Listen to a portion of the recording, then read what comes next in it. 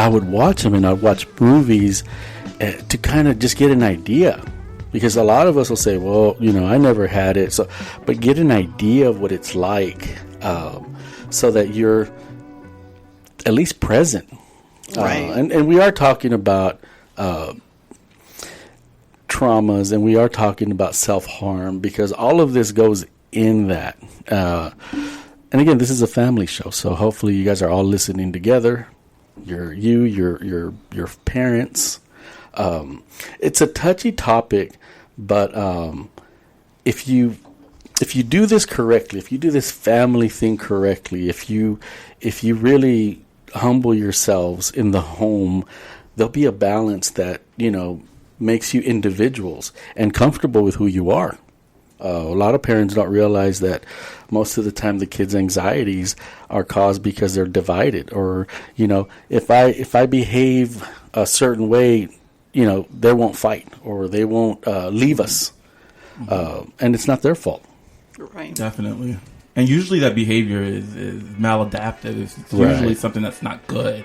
So if I act out, if I show more skin, if I do this, then you may get the attention from your parents. Right. Whether it's good or bad attention. Oh yeah, yeah. Yeah. Did you teach high school? How did you know? Yes. So you saw that firsthand. Definitely. Yeah.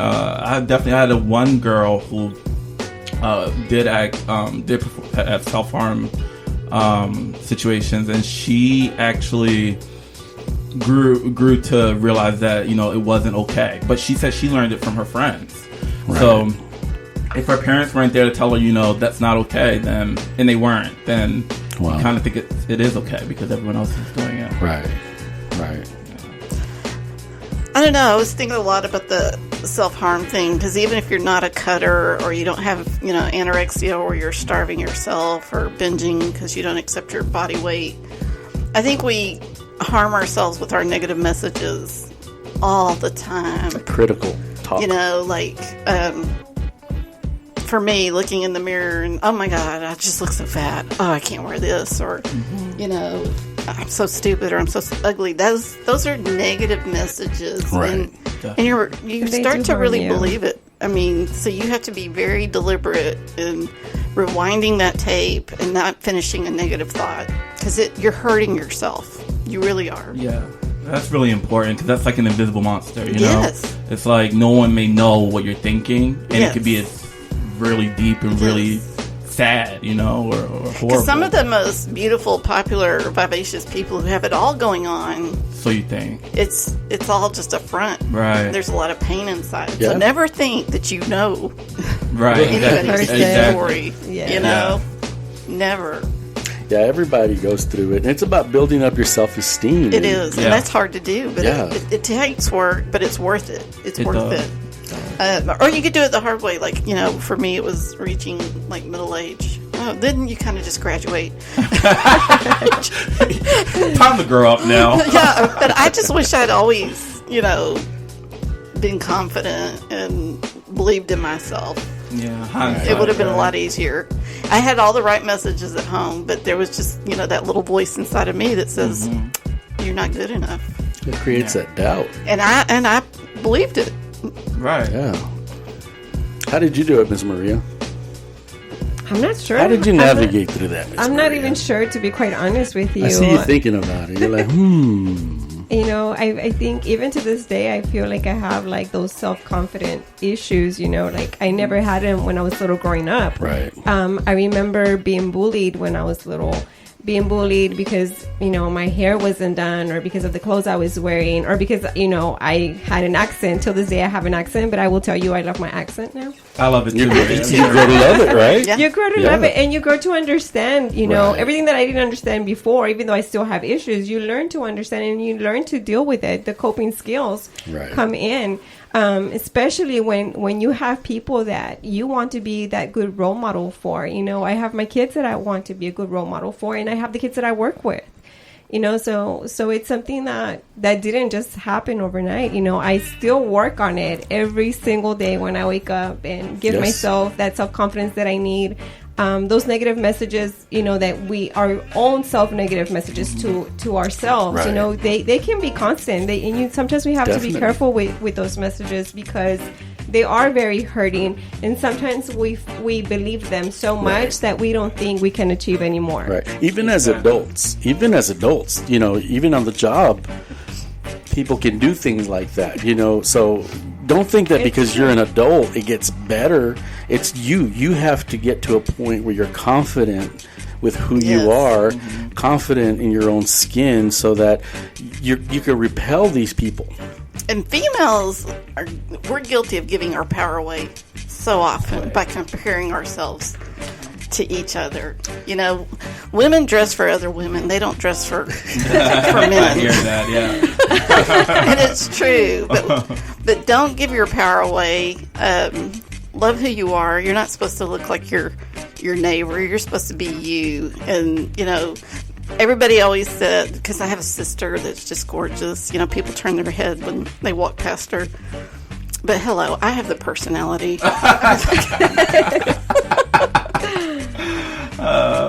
And Maria always says, "Oh, she's so beautiful. She's so good." Thank you, Maria. Thank you. But it's how you carry yourself, and unfortunately, kids, y'all have it so bad nowadays with the media the way it is. We went through a time in the 80s, and I liked it because even 80s and 90s where it was about who you were, and if you don't think that existed, you got to go back there. And parents that were around in that time, that's how we became comfortable with who we were. You had musicians who, different looks, and different sounds. So different was good. Different was a very, very good thing. Now it's almost like you have to kind of fall in line and look the same and sound the same for it to be familiar. And it can be very destructive. Definitely. Especially if that's not who you are. Exactly. Yeah. Definitely can be destructive. The individual self. Yes. Who am I in my family? Yes, we all, culturally, we're alike. But individually, maybe I'm the one that likes classical music. Or maybe I'm the one that likes, like I did, reggae music. No one else liked it. Here. You went through the same thing? Yeah, but be comfortable with that. And laugh with them when they make fun of you. Don't, get defensive. Just laugh with them. Because we're not all perfect. No. We all have something that we could improve, but there's things about us that we can't change. There are going to be things that we just cannot change about ourselves. Now, even if you change yourself physically, you can have surgeries and change yourself physically, but there's still that part of you. It doesn't change the inside. The internal part. That's very difficult to change. Now, you can change behaviors, you can change thoughts, but then there's the certain just like essence you can't about move and you can't run away from your problems. You can move to a different state. Problems still there because you haven't worked on the inside. Right. So that's what we're talking about, and I know that you guys are out there listening and probably like, well, what about fathers and what about? We'll get there. Yeah, we're just all over the place. Yeah. This is how we talk. This is and you got to remember that it all goes together. It all goes with family and who we are. Those of you that are home for your spring break, this is a time to start exploring those things. Okay, what is it about my family I don't like? What are things I do like? Don't always just go, I don't like, and go to what I do like. And look forward, because one day you'll get to pick your family. Yes. You're not going to just be born into That's your family. important. You get to pick your family. Yeah, when my kids would say, I don't like this house or this car that you drive, get your own. You're embarrassing me, Go to school Dad. and get your own, yes. Yeah. Because, that's what life is about. It's about exploring and learning and making mistakes, by the way. Mm-hmm. Have you ever made mistakes, Mr. Willie? Never. I make a mistake. You're a perfect person. I really make a mistake, honestly, every hour of the hour I'm awake. Not too loud because, the bosses will be The bosses may hear me, yeah. But I've even made mistakes where, it was out of character for me. I've done something, that could have been, I look back on it and think it was a bad decision. And at the time I thought it was a bad decision. But I think mistakes are important. And I just want to specify, like, relationships particularly, I think making mistakes relationships can be learning experiences, and I know a lot Yes. of teenagers are suffering from not being around, their boyfriend or their girlfriend for COVID reasons or any other reasons. And you have to understand that life goes on, and if that doesn't work out, something else will work itself out. So. Right. You have plans. You have to have plans. Plans and goals. Yeah, definitely. And that one girl I was talking about, the preemptive thing that set her off was her boyfriend breaking up with her. And then that set her off to cutting. And it's one of those things where she had to wear long sleeve shirts in the summer. Anxiety, yeah. And she was anxious about that, which made her cut even more in even worse places. Right. And daddies, a lot of it comes from that abandonment, not feeling. And she was one of those, definitely. Yeah, anticipating for dad to come get me. He doesn't show up. Promise me, I'll be there, honey. I'll be there for you. Doesn't show up. Maybe you're locked up and you're promising that your life is going to get better. Maybe you're in addiction and you're promising you're going to change. Your perception is, yes, you're going to. Their perception is the world is waiting. Right. And that's a heavy load for them to carry. So getting help is very important. Counseling, support groups. What are support groups, Cindy? Support groups What do they do? is it's a support system. So it's a small group of individuals that get together that have some of the same issues, and there's somebody who's usually facilitating that support group who, through the process of the support group, you find out you're not alone, because then I find out, William, had this issue in his life too. Maria had this issue too. And it's all very validating. Yeah. It is. You're not alone in this world. For sure. Or it's like finding a healthy group of friends or healthy friendship. Maybe you don't like, groups and you only have one or two close friends, but somebody who you implicitly trust, who has your back. Yes. And will keep your confidences. Yeah. Not gang members or drug dealers or, sometimes, you find comfort in populations like that. Right. But those are destructive. You want to go something that's productive. Those of you that are listening, and it's time to stop. We already know. We know what going into gangs. We know what drugs do. We know. What we don't know is what happens if I go get help. What happens if I do things correctly and find the right help, and then have a better attitude. And I instead of bashing school, I engage more in my education. What's the outcome of that? We don't have enough kids doing that and exploring that. I agree. The outcome would be what? A better career, a better job, better life. Better future. Better future. Yeah, definitely.